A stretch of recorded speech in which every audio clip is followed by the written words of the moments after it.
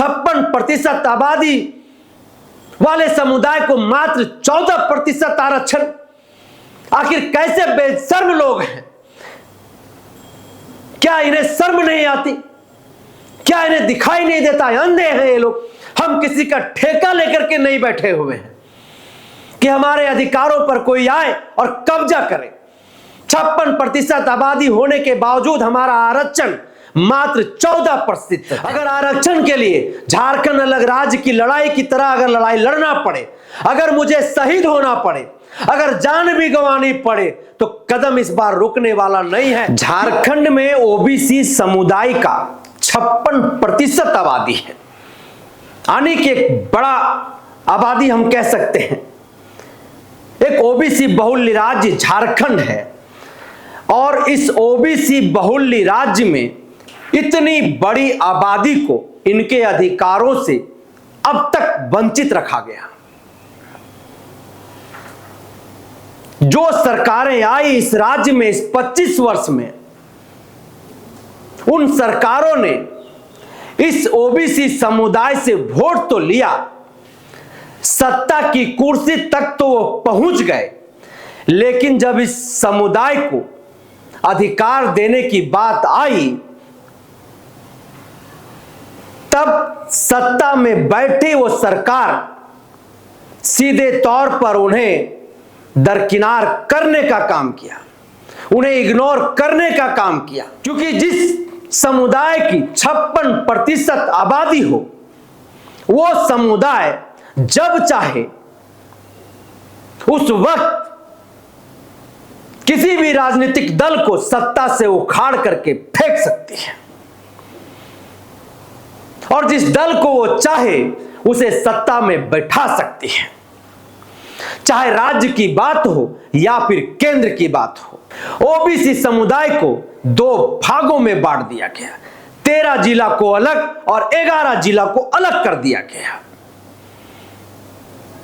इससे यह साफ स्पष्ट होता है कि सत्ता में बैठे जो हुक्मरान हैं, जिन्हें सत्ता का नशा हो गया है, वो नहीं चाहते हैं कि ये 56% आबादी एकजुट हो करके रहे, संगठित हो पाए।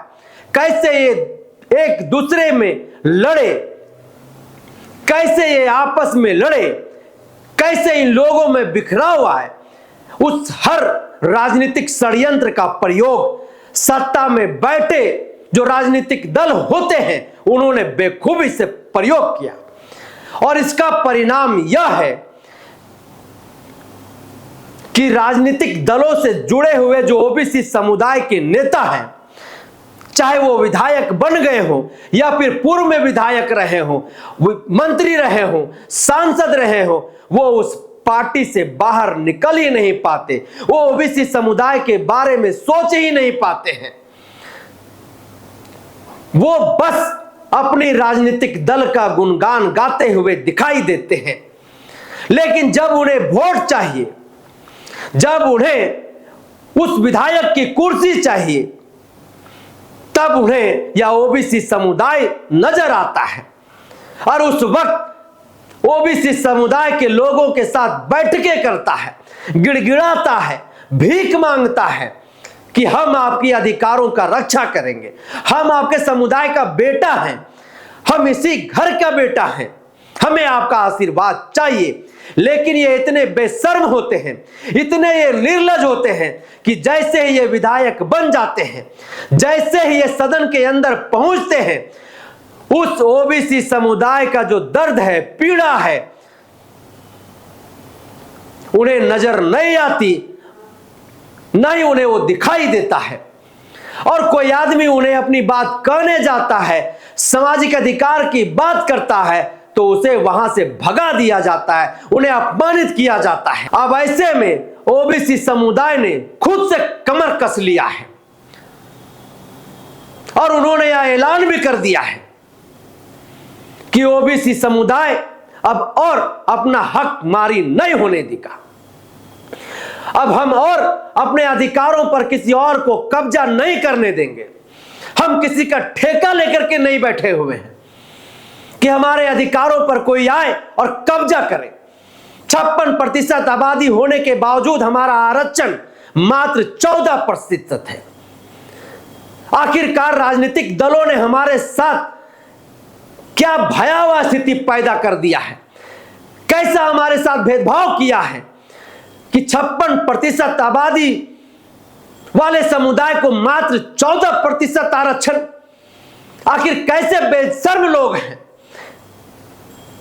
क्या इन्हें शर्म नहीं आती, क्या इन्हें दिखाई नहीं देता, अंधे हैं ये लोग कि इतनी बड़ी आबादी को उनके अधिकारों से वंचित रखा जा रहा है। क्या ये ओबीसी समुदाय जो सत्ता के कुर्सी तक पहुंचती है, राजनीतिक दल उनके नेताओं को क्या वोट नहीं करती है, या फिर इनके वोट के बिना वो विधायक बन जाते हैं? इसी राज्य में जिस समुदाय की आबादी 20%, 18% है, उसका आरक्षण 26, 28%, 10% है। लेकिन इस राज्य में जो सबसे बड़ी आबादी है, बहुसंख्यक है, उसका आरक्षण मात्र 14% है। इससे बड़ा छलावा इस बड़ी आबादी के साथ और क्या होगा? वो युवा जो यूपीएससी की तैयारी कर रहा है, आईएएस की तैयारी कर रहा है, डॉक्टर की तैयारी कर रहा है, जो आंखों में एक सपना सजाया हुआ है, उनके सपनों को सत्ता के नशे में जो चूर नेता हैं, जो मठाधीश हैं, अपनी राजनीतिक पैरों के तले रौंदने का काम करते हैं। आज यही कारण है कि इस ओबीसी समुदाय का बेटा पढ़ लिख करके भी नौकरी नहीं प्राप्त कर पाता है, और जो लोग नौकरी लिए हैं वो अपनी प्रतिभा के बल पर लिए हैं। ईडब्ल्यूएस के नाम पर 10% का आरक्षण दिया गया है, और आरक्षण का लाभ कौन ले रहा है? आप गांव में जा करके देखिए, जिनकी 2-2 मंजिला 3-3 मंजिला घर है, वो ईडब्ल्यूएस का लाभ ले रहा है।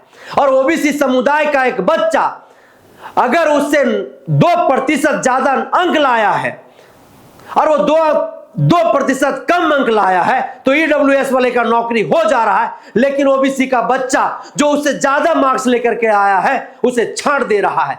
ये और इससे बड़ा क्या जो है हमारे साथ दुर्व्यवहार होगा, और क्या छलावा होगा इससे बड़ा? हमारे सपनों को जीते जी मार दिया जा रहा है राजनीतिक षड्यंत्र के तहत, सुनियोजित प्लान के साथ। तो अब ऐसे में ओबीसी समुदाय ने भी संगठित होने की कसम खाई है। उन्होंने सीधे तौर पर एक खुला ऐलान कर दिया है कि अब 32,623 गांवों तक ओबीसी का बच्चा जाएगा, लोगों के बीच में जन जागरण चलाएगा, जागरूक करेगा, उन्हें बताएगा कि कैसे तुम्हारे अधिकारों का हनन किया जा रहा है, कैसे तुम्हारे अधिकारों पर, आरक्षण पर दूसरे लोग कब्जा करके बैठे हुए, कैसे सत्ता के नशे में चूर जो हुक्मरान है वो कैसे तुम्हें वंचित और तुम्हें इग्नोर करने का काम कर रहा है। वो सभी बातें जो है वो गांव-गांव जा करके या ओबीसी समुदाय बताने का काम करेगा, और एक बड़ा जन सैलाब सड़कों पर जो है वो बहुत जल्द दिखाई देगा। इस समुदाय का सीधा यह मांग है कि आबादी के अनुपात के अनुसार हमें हमारा आरक्षण दे दो, या फिर आर पार की लड़ाई लड़ने के लिए हम तैयार हैं। आरक्षण के लिए झारखंड अलग राज्य की लड़ाई की तरह अगर लड़ाई लड़ना पड़े, अगर मुझे शहीद होना पड़े, अगर जान भी गंवानी पड़े, तो कदम इस बार रुकने वाला नहीं है।